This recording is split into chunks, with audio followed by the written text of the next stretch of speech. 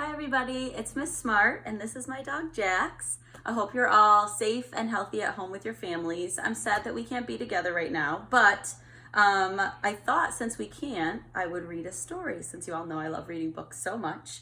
And I thought if I read you a story, it would almost be like we would be together. So I'm going to read a story and I'm going to do this a couple of times and have your teachers post it on your class page so we can share a couple stories together. So today I picked one. It's called Not Quite Narwhal by Jessie Seema. And it's really cute because it's about a little animal who is born in the ocean and thinks he's a narwhal and then goes on a journey to find out about himself. So I'm going to read this one. I like to read this to my niece Layla. If you've heard, I've talked about her a couple of times in your classes. So this is called Not Quite Narwhal.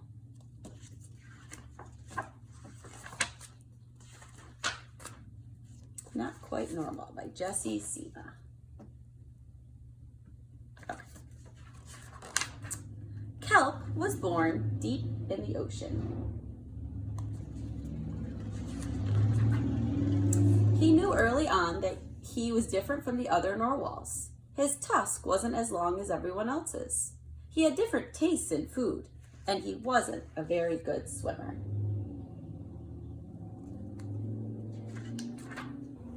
But his friends didn't seem to mind, so Kelp decided he wouldn't either. That is, until he was swept away by a strong current. And in this speech bubble, he's saying, "I wish I were a better swimmer."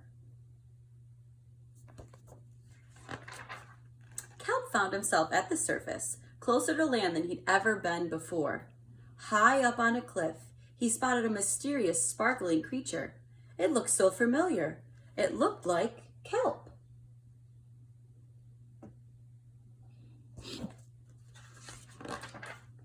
Kelp swam toward land as fast as he could, which wasn't very fast at all, hoping that he could catch up with the creature that looked just like him. When he finally reached the shore, Kelp felt a little bit anxious. He had never left the ocean. He was nervous about walking for the first time, but the land creatures made it look so easy.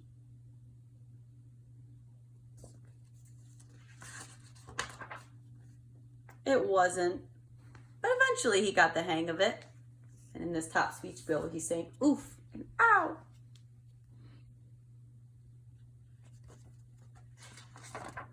Everything on land was strange and beautiful, but also kind of scary.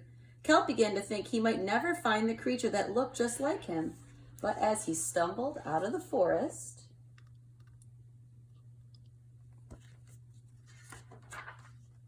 land narwhals!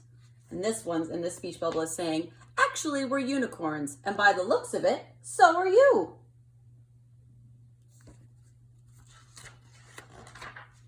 Kelp had never heard of unicorns before. They taught him all sorts of new things about his tusk. "We call them horns." Wow! They introduced him to unicorn delicacies, and they showed him how to gallop. There was no doubt that Kelp was, in fact, a unicorn. He was having so much fun, he didn't want to leave.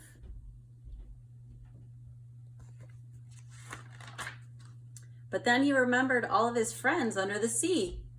Kelp missed them terribly, so he said goodbye to the unicorns and returned to the ocean. "Come back soon."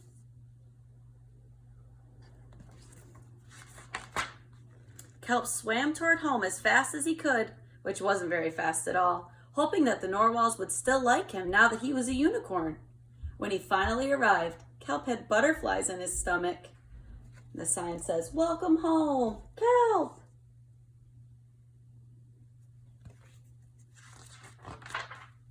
Kelp took a deep breath and told his friends the news. "It turns out I'm not a narwhal." "Of course you aren't," they said. He says, "I'm a unicorn." And the narwhal said, "We all knew that." They took it quite well.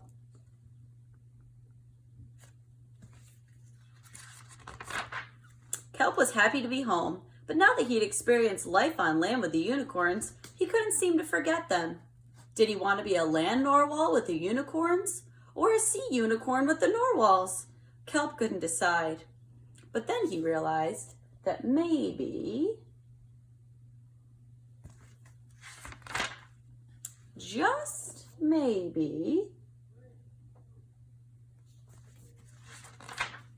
He didn't have to choose.